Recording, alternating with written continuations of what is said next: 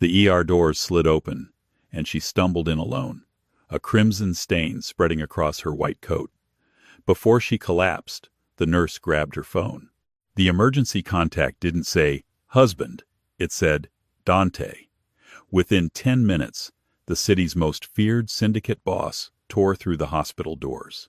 The storm over Chicago that night was unforgiving, sheets of rain hammering against the reinforced glass of St. Jude's Medical Center. Inside the emergency department, it was a quiet Tuesday until 11:42 p.m. The automatic sliding doors stuttered open, letting in a gust of freezing wind and a woman who looked like she was already half ghost. Nora Sullivan was barefoot, her designer trench coat soaked through, but the rain wasn't what had turned the fabric dark. It was blood. She had one arm wrapped protectively around her swollen pregnant belly, and the other blindly reaching out for the triage desk. "Help," she whispered. The word barely had enough breath behind it to carry, but the raw desperation in her voice stopped triage nurse Sarah Jenkins dead in her tracks. Sarah bolted from around the desk, just as Nora's knees gave out. "I need a gurney. Trauma 1 now," Sarah screamed, catching the woman's shoulders before her head could strike the linoleum. The ER erupted into organized chaos. Dr. Harrison Boyd, the attending trauma surgeon, rushed out of curtain 3. They heaved Nora onto the gurney, the wheels squeaking violently against the wet floor. Her skin was the color of ash, her lips tinged blue. "Pulses thready, heart rate 140, Sarah rattled off, strapping a blood pressure cuff to Nora's limp arm. "BP is 80/50 and dropping. She's hemorrhaging. Let's get 2 large-bore IVs in her. Push fluids and call the blood bank for O negative," Dr. Boyd commanded, snapping on his gloves. As they wheeled her under the harsh surgical lights of Trauma 1, the true extent of the damage became visible. This wasn't a car accident. The bruising on her face, a swollen jaw, a laceration above her brow, was the distinct, brutal artwork of closed fists. While the medical team fought to stabilize Nora and monitor the fetal heartbeat, an administrative nurse named Brenda stood by the discarded trench coat, rifling through the blood-stained leather handbag to find an ID and an emergency contact. Brenda pulled out a pristine Illinois driver's license. Nora Beatrice Sullivan. The name rang a bell, a loud one. She was the wife of Arthur Sullivan, the city's high-profile district attorney. "Oh, God," Brenda muttered. She immediately reached for Nora's phone to call the DA, but the screen was shattered, dead from water damage. Digging deeper into a hidden zipper pocket of the purse, Brenda's fingers brushed against heavy, expensive cardstock. She pulled out a matte black business card. It had no company logo, no title, just a single first name embossed in silver foil and a private cell phone number beneath it. Dunch. Flipping the card over, Brenda saw a handwritten note in sharp, masculine scrawl. "If you ever need me, no matter what." Assuming it was a private security contractor, or perhaps a brother, Brenda hurried to the front desk and dialed the number. It rang only once. "Speak," a voice answered. The single word was terrifyingly quiet, laced with an authority that made the hair on the back of Brenda's neck stand up. "Hello, is this Dante?" Brenda stammered, intimidated by the sheer gravity of the voice. "I'm calling from St. Jude's Medical Center. We have a Nora Sullivan here. She was just brought into the trauma bay. She's in critical condition, and your card was, 'I will be there in 8 minutes.' Sir, wait, you should know her husband." The line went dead. 9 minutes later, the atmosphere in St. Jude's shifted entirely. The wail of ambulance sirens outside was drowned out by the screeching tires of 3 black Cadillac Escalades, jumping the curb and parking directly in the ambulance bay. Richard Blaine, the night shift hospital administrator, had just come down to handle the PR nightmare of the DA's wife being assaulted. But when the ER doors blew open, Richard physically took a step back. 6 men, in tailored dark suits, entered first, fanning out with military precision. They didn't draw weapons, but the heavy bulges under their jackets made it clear they didn't need to. They effectively locked down the lobby, turning away incoming walk-ins and blocking the exits. Then, Dante Corvino walked in. He was the head of the Corvino Syndicate, a man who controlled the city's ports its underground casinos, and half its politicians. He was a phantom to the press, but a very real, very lethal reality to the Chicago underworld. Tall, broad-shouldered, with eyes as black and cold as obsidian, Dante didn't look like a man who had rushed.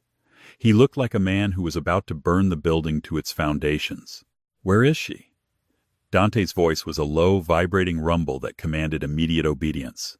Richard Blaine scrambled forward, his clipboard shaking. "Mr. Corvino." "Sir." "We weren't expecting you. You aren't family." Dante closed the distance between them in 2 strides, grabbing Richard by the lapels of his coat and lifting him an inch off the ground. The Mafia boss's composure was perfectly intact, but his eyes betrayed a terrifying, violent panic. "I am the only family she has tonight," Dante said softly. "Now, take me to her, or I'll have my men dismantle this hospital brick by brick to find her myself." The waiting room of the surgical wing was completely isolated.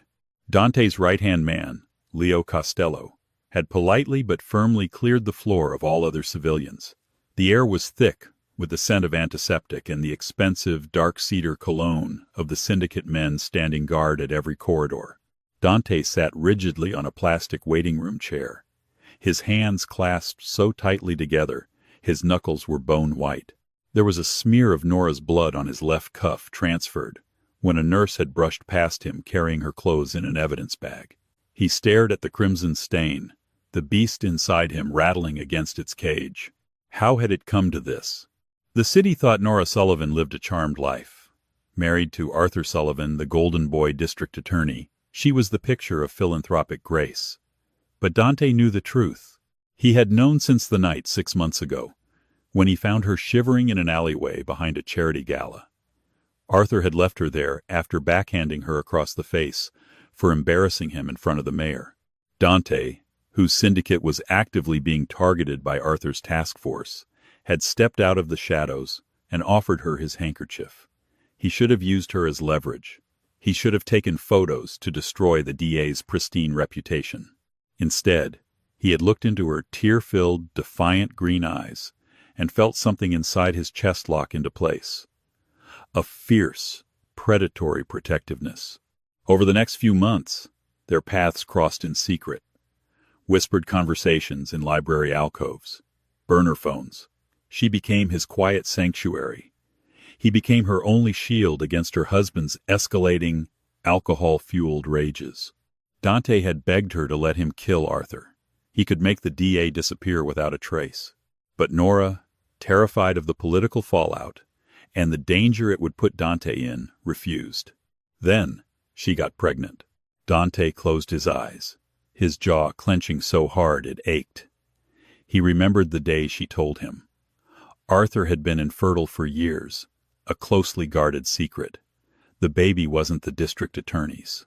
It was the Mafia boss's. "Boss," Leo said quietly, breaking Dante from his dark reverie. Leo approached, a sleek tablet in his hand. "I pulled the street cameras near the DA's townhouse. It wasn't a random mugging." Dante stood up slowly. "Show me." Leo played the footage. It was grainy, shot through the rain, but clear enough. An unmarked van pulled up to the back gate of the Sullivan estate. 2 men stepped out. They weren't wearing masks. They were known enforcers for the Irish mob, the O'Connors, Dante's bitterest rivals. But what made Dante's blood run ice cold was what happened next. The back door of the townhouse opened. Arthur Sullivan stood there, wearing a silk robe. He spoke to the enforcers, stepped aside, and let them into his home. 5 minutes later, the enforcers dragged a struggling, bleeding Nora out the back door. She fought like a wildcat, breaking free and running into the dark, rainy streets while the men, perhaps spooked by an approaching siren, retreated to their van. "Arthur has been burying gambling debts," Leo explained, his voice tight with controlled anger. Millions of dollars owed to the O'Connors. The DA's office was about to seize the O'Connors' shipping containers. Arthur made a trade. He gave them Nora in exchange for wiping his debt and saving his own life. A suffocating silence descended on the waiting room. Dante didn't shout. He didn't break anything. The reaction was far worse. The humanity completely drained from his face. leaving behind the cold, calculating apex predator that ruled the city's underworld. Leo. Dante's voice was a whisper that carried the weight of a death sentence. Yes, boss. Find Arthur Sullivan. Do not kill him. Bring him to the meatpacking facility on the south side. I want him breathing when I get there. And the O'Connors?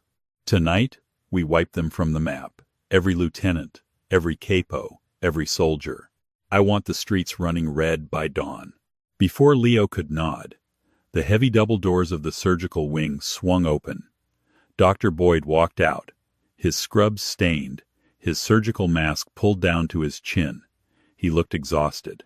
Dante was in front of him before the doctor could take a full breath.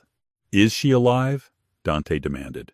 Dr. Boyd swallowed hard, intimidated by the sheer, imposing force of the man. She's alive. We managed to stabilize the internal bleeding. She suffered severe blunt force trauma, leading to a partial placental abruption. It was incredibly close. If she had arrived 5 minutes later, she would have bled to death.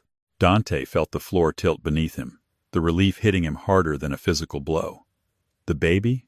The fetal heartbeat dropped, but it has stabilized, Dr. Boyd said gently. She is a fighter, Mr. Corvino, but she's heavily sedated. She won't wake for a few hours. I want her moved to a private floor. Now. No nurses or doctors enter that room without my men vetting them first, and her name is wiped from the hospital registry. As far as the world is concerned, Nora Sullivan did not come here tonight. Dr. Boyd nodded quickly. Of course, I'll make the arrangements. As the doctor scurried away, Dante turned to the hallway window, looking out at the sprawling, rain-soaked skyline of the city. He had spent his life building an empire of shadows, believing he was incapable of bringing anything but destruction into the world. But Nora had changed the rules. She was carrying his light, his legacy, and she had nearly paid for it with her life, because of a coward's debt. Arthur Sullivan thought he could trade his wife to save his own skin. The O'Connors thought they could lay hands on what belonged to Dante Corvino and live to see tomorrow. They were both about to learn that there are fates far worse than death. The Mafia boss adjusted his cuffs, the dried blood on the fabric a stark reminder of the promise he had made her. If you ever need me, no matter what. Dante turned his back to the window, his eyes flat and dead. Leo, he commanded into the silence of the hospital corridor, let's go to work. The Southside meatpacking facility was a cavernous tomb of stainless steel and frost. The air inside the main processing floor was kept at a biting 36 degrees, smelling faintly of bleach, old copper, and the undeniable chill of the grave. Arthur Sullivan, the Golden Boy District Attorney of Chicago, was shivering violently. He was strapped to a heavy steel chair, bolted to the concrete floor, still wearing his monogrammed silk robe, though it was now soaked with freezing water. His pristine image, the impeccably groomed hair, the confident political sneer had completely dissolved. He was hyperventilating, his eyes darting wildly around the dim, cavernous room, trying to make out the shapes of the men standing in the shadows. He had expected the Irish. He had expected Declan O'Connor's thugs to come back for him, demanding more money, or complaining that the job went south. But when the heavy metal doors ground open, the man who stepped into the dim overhead light was not Declan O'Connor. It was Dante Corvino. Arthur's breath hitched in his throat. His political career had been built on promising to dismantle the Corvino Syndicate. He knew the face of the man standing before him, but seeing him in the flesh radiating a lethal, suffocating calm was entirely different from staring at a mugshot on a task force bulletin board. Dante walked slowly, his heavy Italian leather shoes clicking rhythmically against the concrete. He stopped 5 feet from Arthur. He didn't carry a weapon. He didn't need to. The sheer gravity of his presence made the freezing room feel impossibly small. Corvino, Arthur gasped, trying to summon a shred of his courtroom bravado. What is the meaning of this? You're kidnapping a sitting district attorney. The FBI will tear this city apart looking for me. Whatever the O'Connors promised you, I can double it. I have immunity deals. I can. Quiet, Dante said. It wasn't a shout, it was a murmur, but it hit Arthur like a physical blow. The DA snapped his mouth shut. Leo Costello stepped out of the shadows, holding a sleek black briefcase. He set it on a stainless steel table and clicked the latches open. "I don't care about your deals, Arthur," Dante spoke, his voice entirely devoid of emotion. "And I don't care about the O'Connors. In fact, by the time the sun rises, the O'Connor syndicate will be nothing but a memory. My men are currently paying visits to Declan's shipping yards, his nightclubs, and his suburban estate. There will be no Irish mob left to collect your gambling debts." Arthur's eyes widened in terror. Then, "Why am I here? If you're wiping them out, you should be thanking me. I gave them a distraction tonight." Dante's jaw tightened. The faint flicker of a monstrous rage danced in his obsidian eyes. He leaned down, placing both hands on the armrests of Arthur's chair, bringing his face inches from the district attorney's. "The distraction," Dante whispered, the ice in his voice cracking to reveal the inferno beneath, "was Nora." Arthur froze. For a second, his politically trained mind couldn't connect the dots. The untouchable Mafia boss and his quiet, battered wife. Then, the realization crashed over him, draining the remaining color from his face. "You," Arthur stammered, staring at Dante. Suddenly, a twisted, desperate laugh bubbled up from Arthur's chest. "Oh God, it's you, the rumor, the late nights. You're the one. I knew the baby wasn't mine. I've been sterile for 5 years. I thought she was sleeping with some pathetic junior partner at the firm. I wasn't going to let her parade a bastard child around while I ran for the Senate. It would have ruined my campaign." Dante's hand shot out. His fingers wrapped around Arthur's throat, squeezing with calculated, agonizing pressure. Arthur gagged, his hands clawing uselessly at the zip ties binding his wrists. "You traded her life," Dante stated, watching the oxygen leave Arthur's face. "You handed a pregnant woman over to butchers to clear your ledger and save your political aspirations." Dante released him abruptly. Arthur slumped forward, coughing and gasping for the freezing air. "I could kill you right now," Dante continued smoothly, stepping back and pulling a pristine white handkerchief from his pocket to wipe his hands. "It would take less than a minute. We have incinerators in the back that burn at 2,000 degrees. You would simply cease to exist. But death is a release, Arthur, and I do not intend to release you." Dante nodded to Leo. Leo stepped forward and pulled a stack of documents from the briefcase. He placed them on a clipboard and shoved them under Arthur's nose. What is this?" Arthur wheezed. "These are the wire transfers from your secret Cayman accounts, moving millions of dollars of embezzled campaign funds directly to the O'Connor syndicate," Leo explained flatly. "And a drafted confession, detailing how you, District Attorney Arthur Sullivan, have been secretly orchestrating the Irish mob's narcotics trade, using your office to bury their rivals." "I'm not signing that," Arthur spat, defiance momentarily overriding his fear. "It's a lie. The feds will know it's a forgery." "It won't be a forgery," Dante said, gesturing to the shadows. Two enforcers stepped forward. One grabbed Arthur's right hand, forcibly uncurling his fingers, while the other held a heavy, suppressed, tactical pistol. "We don't need your signature, Arthur. We just need your fingerprints," Dante explained coldly. "Your prints are going on these documents. Your prints are going on the weapon that killed Declan O'Connor 30 minutes ago. Your encrypted phone, which we took from your townhouse, has been pinging off cell towers at every location where an O'Connor lieutenant was murdered tonight." Arthur shook his head wildly, the true horror of his situation finally taking root. No, you can't do this. I'm the DA. I'm the victim here. They broke into my house." "By tomorrow morning," Dante continued, his voice echoing like a judge delivering a final verdict, "the FBI will find these documents in a safety deposit box registered in your name. They will find the murder weapons in the trunk of your car. You won't be remembered as a victim, Arthur. You will be remembered as the most corrupt, violent politician in Chicago history. A man who tried to take over a cartel and had his own wife attacked to cover his tracks." The enforcers pressed Arthur's thumb heavily onto the ink pad, then onto the confession papers. They grabbed the pistol, wrapping his trembling fingers around the grip, ensuring his prints were perfectly transferred to the metal.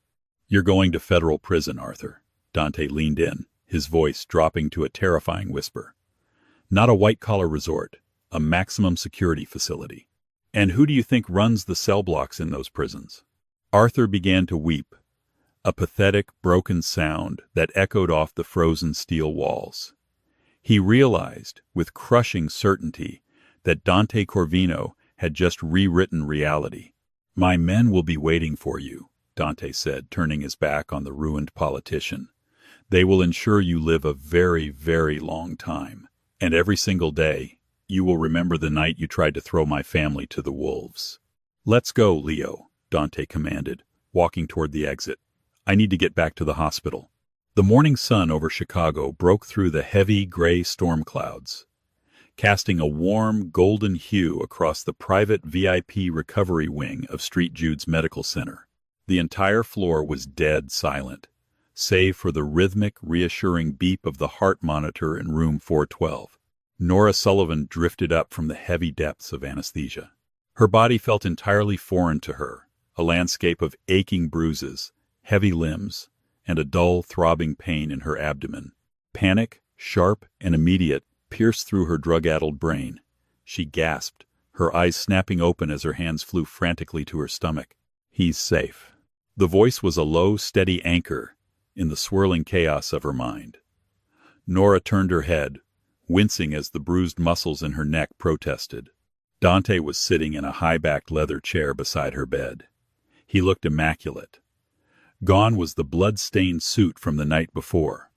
He wore a crisp charcoal jacket and a white shirt. There was not a single speck of dirt or violence on him. But Nora knew him too well. She could see the faint shadows of exhaustion beneath his dark eyes, and the rigid, coiled tension in his broad shoulders that only appeared when he had just returned from a war. He leaned forward, gently taking her trembling hand in his. His touch was incredibly warm, entirely contrary to the cold brutality he showed the rest of the world. "The baby is safe, Nora," Dante repeated softly, his thumb tracing the back of her knuckles. "Dr. Boyd assured me the placental tear was minor. You're both going to be perfectly fine." Tears spilled over Nora's eyelashes, tracking down her pale, bruised cheeks. The memory of the rain, the rough hands of the Irish enforcers, and the terrifying realization of Arthur's betrayal flooded back. "Arthur," she choked out, her voice raspy. "He let them in, Dante. He stood there and watched them take me." "I know," Dante said. There was no anger in his voice, only a chilling finality. "Arthur is no longer a concern." Nora's breath hitched. "Did you? Dante, if you killed a district attorney, the federal government will never stop hunting you. You can't go to war with the FBI." Dante offered a faint, reassuring smile. He reached for the remote on the bedside table and clicked on the wall-mounted television, keeping the volume low. The local news channel was broadcasting live from the steps of the federal courthouse. The banner at the bottom of the screen read in bold red letters, "Massacre in the Underworld. Day Arthur Sullivan arrested." Nora stared at the screen in disbelief. The news anchor's voice was breathless with excitement. "Authorities are calling it the bloodiest night in Chicago's history. The O'Connor crime syndicate has been effectively dismantled in a series of coordinated citywide attacks. But the true shock came at dawn, when FBI agents arrested District Attorney Arthur Sullivan. Sources confirmed that weapons tied directly to the murders of the O'Connor leadership were found in Sullivan's possession, along with a massive cache of offshore financial documents, proving the DA was not only laundering money for the mob, but actively orchestrating a violent takeover. The broadcast showed footage of Arthur, still wearing his wet, ruined silk robe, being shoved into the back of an armored FBI vehicle. He looked hollowed out, screaming wildly at the cameras about Dante Corvino, though the reporters dismissed it as the frantic ramblings of a cornered, corrupt politician. Dante muted the television. Nora looked away from the screen, her green eyes locking onto Dante's. She understood immediately. The sheer scale, the meticulous planning, the absolute destruction of Arthur's life, without a single drop of blood leading back to the Corvino family. It was terrifying. It was brilliant. And he had done it all for her. He's going away for the rest of his life, Dante said quietly, his dark eyes searching her face, watching for any sign of fear or rejection. He had just showed her exactly what kind of monster he was capable of being. He will die in a federal prison, completely disgraced. He will never come near you, or our child, ever again. Nora didn't pull her hand away.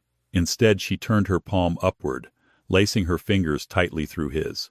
She had spent years trying to play the perfect political wife, shrinking herself to fit into Arthur's respectable, abusive world. She had believed that the light was safe and the shadows were dangerous. But the light had almost killed her. The shadow had saved her. "You started a war for me," Nora whispered, the reality of the night settling over her. "I ended a war for you," Dante corrected gently. He stood up, leaning over the hospital bed to press a soft, reverent kiss to her unbruised forehead. "There is no more hiding, Nora. There are no more burner phones or stolen minutes in alleyways. The O'Connors are gone. Arthur is buried. From this moment on, you are a ghost to your old life." Nora closed her eyes, feeling a profound, exhausted peace wash over her for the first time in her adult life. What happens now? "Now, you heal," Dante said, his voice a fierce, protective vow. "And when you are ready to leave this room, you will not walk out as the victim of a broken politician. You will walk out as Nora Corvino, and this city will belong to you." She looked at the man who ruled the Chicago underworld, a man who commanded killers and manipulated empires, and saw only the father of her child, the man who had answered the phone when she had nothing left. "Okay," she whispered, a fierce new strength sparking in her chest. "Take me home, Dante." The sprawling Corvino estate in Lake Forest stood as a modern fortress of limestone and black iron, shielded from the prying eyes of the world by acres of ancient oaks. It had been exactly 14 months since the night Nora Sullivan was wheeled into St. Jude's Medical Center. In the eyes of the Chicago elite, the DA's wife had quietly filed for divorce amidst the catastrophic scandal that sent Arthur Sullivan to a maximum security federal penitentiary. She had retreated into private life, entirely disappearing from the society pages. But within the hidden, heavily guarded walls of the underworld, Nora had not disappeared. She had ascended. Sunlight streamed through the floor-to-ceiling windows of the estate's west wing, catching the dust motes dancing in the air. Nora sat behind a massive mahogany desk in her private study. She wore a tailored emerald green silk blouse, her posture immaculate, a stark contrast to the broken woman who had once shivered in the rain.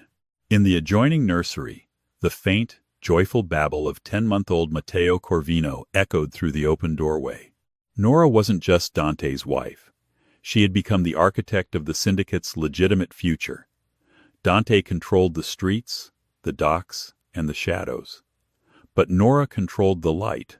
Using the meticulous attention to detail she had honed during her years navigating the treacherous waters of high society politics, she had taken over the Corvino family's laundering operations, real estate acquisitions, and charitable fronts. She tapped silver pen against a thick leather ledger, her green eyes narrowed. The numbers on the page in front of her were perfectly balanced, too perfectly. The heavy oak doors of the study opened, and Leo Costello stepped inside, respectfully averting his gaze until Nora acknowledged him. "You asked to see me, Mrs. Corvino." "Yes, Leo." "Close the door," Nora said, her voice smooth, but laced with a commanding edge that she had entirely absorbed from her husband. "I've been reviewing the quarterly reports from the South Side construction developments, specifically the municipal contracts overseen by Victor Rossi." Leo's expression tightened imperceptibly. Victor was a high-ranking capo, a relic of the old regime who had served under Dante's father. He was notoriously brutal and openly disdainful of the fact that the boss had given his new wife the keys to the family's financial kingdom. "Is there an issue with the ledgers?" Leo asked cautiously. "On the surface, no. Victor's accountant is exceptionally talented," Nora replied, turning the ledger around and pointing a manicured finger at a specific column of expenses. "But I spent 5 years running Arthur's campaign finances. I know what a shell corporation looks like when it's bleeding out. Victor is over-reporting the cost of raw steel and funneling the excess margin into a private holding company in Delaware. Leo stepped forward, his eyes scanning the numbers. How much? $3 million over the last 2 quarters, Nora stated flatly. But the theft isn't what concerns me. It's what he's doing with the capital. She pulled a secondary folder from her drawer and tossed it onto the desk. I had our private investigators track the Delaware holding company. It's leasing warehouse space on the East Coast, space currently occupied by remnants of the Greek syndicate. Victor isn't just stealing, Leo. He's funding a rival faction to challenge Dante's monopoly on the shipping lanes. Silence hung heavy in the opulent study. Treason within the family was a death sentence. I will inform the boss immediately, Leo said, his hand instinctively dropping toward the concealed weapon at his waist. Victor won't see tomorrow. No, Nora commanded, stopping Leo in his tracks. Dante is in negotiations with the unions downtown. I will not have him distracted by a rat in his own house. Bring Victor here. To my office. In 1 hour. Leo hesitated, a flicker of genuine concern crossing his stoic face. With respect, Mrs. Corvino, Victor is a dangerous man. When he realizes he's been caught, he will not react reasonably. The boss would want to handle this. Nora stood up. She walked around the desk, projecting an aura of absolute, unyielding calm. The men in this family need to understand that Dante and I are not separate entities, Leo. If they test me, they are testing him. And if I constantly hide behind my husband, they will always view me as a vulnerability. She met Leo's gaze squarely. Bring him to me. Understood, Leo nodded, leaving the room. An hour later, Victor Rossi swaggered into the study. He was a barrel-chested man with a thick neck and cold, arrogant eyes. He didn't wait for an invitation to sit. He immediately dropped his heavy frame into the leather chair opposite the desk, crossing his arms. You wanted to see me, Nora? Victor asked, intentionally omitting her title. Make it quick. The legitimate side of the business might be 9 to 5, but the real world doesn't stop. Nora didn't flinch at the disrespect. She simply slid the folder across the mahogany surface. I wanted to discuss your retirement, Victor, Nora said casually, leaning back in her chair. Victor frowned, picking up the folder. As he flipped through the pages, the bank statements, the surveillance photos of his Delaware warehouses, the shipping manifests, the arrogant sneer melted off his face, replaced by a dark, violent flush of panic. Where did you get this? Victor demanded, his voice dropping to a gravelly threat. You've been spying on a capo? You stupid little girl. You don't understand how this family works. Dante relies on me to keep the streets in line. Dante relies on loyalty, Nora corrected softly. You have been bleeding his legitimate operations to fund a war against him. You thought because I wear silk and rock a baby to sleep that I wouldn't notice $3 million missing from the concrete orders. Victor slammed his hands on the desk, surging to his feet. The sheer size of the man was terrifying, a shadow of the violence Nora had suffered a year ago. But this time, her heart rate didn't even spike. She didn't cower. I bleed for this syndicate, Victor roared, leaning over the desk. I'm not going to be lectured by a politician's leftovers. I'll tell Dante these ledgers are forged. He'll believe his capo over a woman who barely knows the rules of the street. You won't tell Dante anything, a voice rumbled from the shadows of the doorway. Victor froze, the color draining entirely from his face. Dante stepped into the room. He had returned early. He didn't look angry. He looked entirely hollowed out of mercy. He walked over to Nora's side of the desk, his presence an impenetrable wall of lethal authority.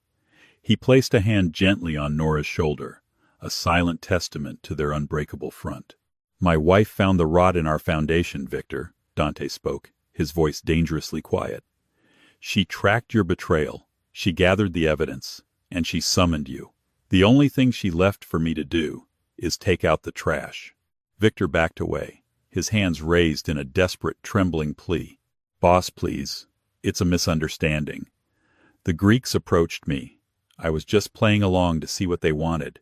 Dante didn't even look at him. He looked down at Nora, an unspoken question in his dark eyes. He was offering her the final word. Nora looked at the man who had thought she was weak, who had thought he could fracture the empire she and Dante were building for their son. Strip him of his assets, empty his accounts into the family trust, and ensure he never sets foot in Chicago again, Nora stated, her voice as cold as iron. She looked up at Dante. Handle him. Dante smiled a dark, terrifying expression that promised absolute ruin. He nodded to the doorway, where Leo Costello and 2 enforcers had silently appeared. "You heard the matriarch," Dante commanded. "Take him downstairs." As Victor was dragged from the room, kicking and pleading into the echo of the grand hallway, Dante turned his full attention to his wife. He reached down, brushing a stray lock of hair behind her ear, his thumb tracing the flawless line of her jaw. "You handled that brilliantly," Dante murmured, his eyes blazing with a mixture of profound pride and dark adoration. "I learned from the best," Nora replied, resting her hand over his. From the nursery next door, little Matteo let out a happy squeal. Dante and Nora turned toward the sound, the heavy darkness of their world entirely eclipsed by the light they had built within it. They were no longer just a mafia boss and a runaway wife. They were an empire, and God help anyone who tried to tear it down. Nora's journey from a bleeding, betrayed victim to the undisputed matriarch of a criminal empire is a testament to the transformative power of survival. By embracing the darkness that saved her, she dismantled the corruption of her past and secured her family's future. Ultimately, true power isn't found in living a pristine life. It is forged by ruling the shadows without fear.